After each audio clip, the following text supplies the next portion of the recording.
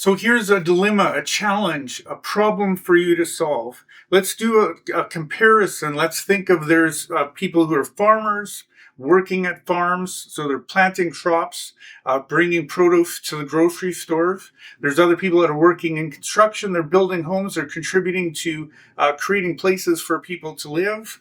There's other people working on roads for us to drive across.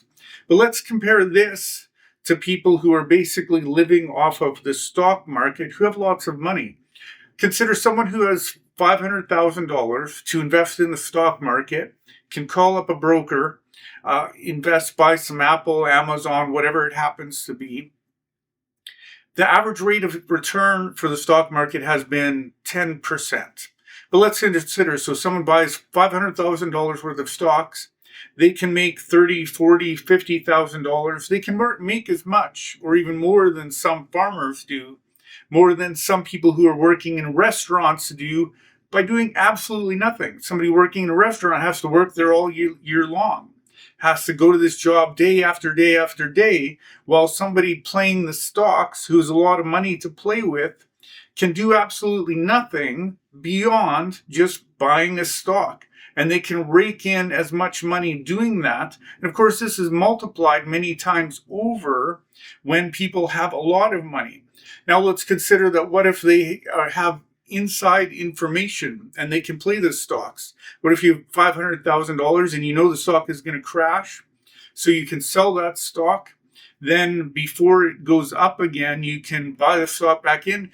People can literally make $30,000, $40,000, $50,000 relative to whatever portion they have in the course of a day, which is what Charles Schwab seems to have done, Trump's friend, who made, Trump said, $2.5 billion in the course of a day in the context of this crash that he caused to happen. Now, think beyond that, though. What if everyone in the country is just playing the stock market, had enough money that they could do that, make money off of it? What would happen? Well, obviously, what would happen is they would, without actual products and productivity, we wouldn't be able to function, because you could have everybody having a lot of money, but not having products such as homes, such as food, such as roads, and so on. Things would disappear. We need people who are actually contributing and creating products which people can actually use that money for buying. Obviously, that can't work. Well, what if the amount of people who are pulling out of the economy, so they're getting paid by banks, paid by stocks, and so on, receiving incredible amounts of money, which then they're able to purchase items which are produced by the people who are actually producing things in the economy. So somebody making 30, 40, 50,000 from the stock market, they could buy a Rolex. They could, a car. They could use that money as a down payment to buy a home in which one of those farmers or construction workers would live in, and then that construction worker could pay rent to them, so then their mortgage would get paid for.